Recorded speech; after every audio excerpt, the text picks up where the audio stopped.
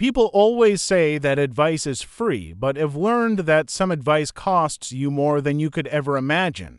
In my case, it cost me my trust, my marriage, and the version of myself who believed in the goodness of others. It all started when I confided in Melissa, a woman I thought of as both a friend and a mentor. She had been through a messy divorce years earlier and seemed to know everything about how to navigate relationships. Whenever I felt insecure about my husband, Daniel, or uncertain about the direction of our life together, she was the one I turned to. She listened with sympathy, gave me words of comfort, and always had advice. At first, her advice sounded wise. "Don't let little things slide," she told me once. "If he forgets to call, if he comes home late, ask why. Demand clarity. Men respect women who don't tolerate nonsense." So I did. Every time Daniel was late, I questioned him. Every time he forgot to text, I reminded him of it sharply. Melissa would nod approvingly when I told her. "Good," she'd say. "You're showing him you're not a doormat." But the more I followed her words, the more distance grew between my husband and me. What I thought was empowerment began to feel like a wedge driven straight into the heart of our marriage. Then came her second piece of advice. Test him. A man who loves you will prove it, no matter what. So I tested Daniel. I pretended to forget things, made up stories, checked his phone when he was in the shower. He grew frustrated, of course, asking why I no longer trusted him. I'd smile tightly and repeat Melissa's words in my head. If he loves you, he'll endure it. But love, I would learn, has limits. The breaking point came one night when Melissa invited me over for drinks. I arrived early, only to find Danielle's car already parked outside her apartment. My first thought was surprise. Maybe he was planning something sweet. Maybe they weren't on a surprise for me. But when I climbed the stairs and heard the sound of his laugh mingling with hers behind the half-open door, my heart turned cold.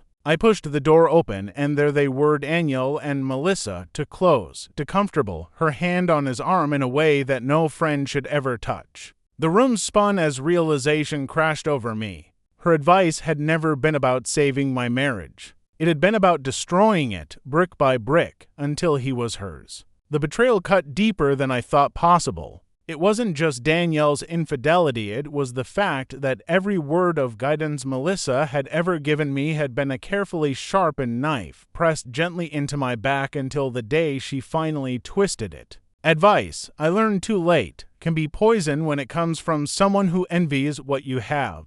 I stood in Melissa's doorway, my hands trembling, my pulse pounding so loudly I could barely hear their startled voices.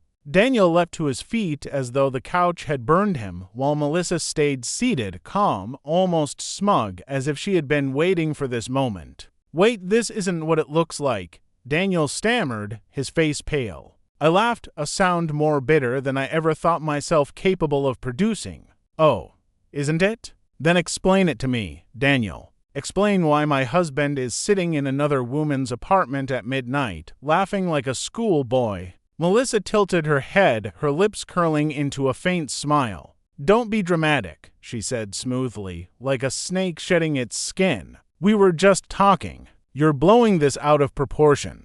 The audacity of her words ignited something in me. "Talking?" I hissed. "Is that what you call it after months of feeding me advice that pulled my marriage apart, after pushing me to question him, doubt him, test him? You orchestrated this, Melissa. You wanted this from the beginning." For the first time, her mask slipped. A flicker of guilt or perhaps triumph crossed her eyes. Daniel shifted uncomfortably, looking between us, as if suddenly realizing he had been nothing more than a pawn in her game. I turned to him. "Did you ever wonder why our fights started piling up? Why I began accusing you of things, checking your phone, testing your patience? It was her. Your lover, your so-called friend of mine. She coached me to drive you away." Daniel's mouth opened, then closed. His silence told me everything I needed to know. Maybe it hadn't gone further yet. Maybe it had, but in the end, the result was the same. They had both betrayed me. I walked out before either of them could say another word. The next days were a blur. My phone buzzed constantly, Daniel calling, leaving desperate voicemails, promising he hadn't crossed a line. Melissa sent messages too, but hers were cold, almost mocking. "You'll thank me one day for showing you who he really is." I blocked them both. But silence wasn't peace. It was a battlefield inside my head, filled with voices of doubt. How had I been so blind? How had I let another woman's advice dictate the rhythm of my marriage? Every memory of Melissa, her sympathetic nods, her words of encouragement now felt like barbed wire wrapped around my trust. I isolated myself at first, cried until my eyes burned, replayed every conversation until I hated the sound of my own thoughts. The betrayal wasn't just in losing Daniel, it was in realizing that the very person I had trusted with my fears had sharpened them into weapons. But pain, if you let it, hardens into resolve. One morning, I stood in front of the mirror and saw a woman who had been broken but not destroyed. And I made a decision. I would not let Melissa's poison define me. I would not let Danielle's weakness chain me to the past.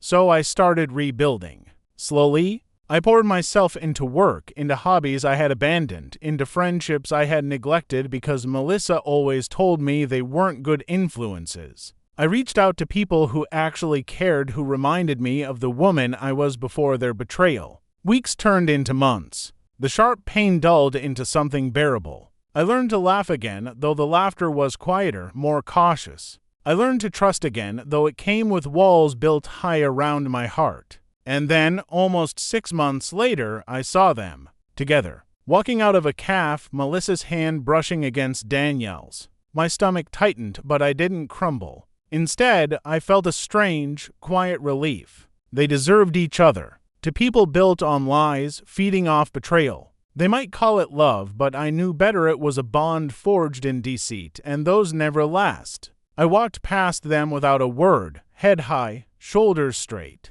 For the first time since that night, I felt powerful, because the ultimate consequence of betrayal isn't destruction, it's transformation.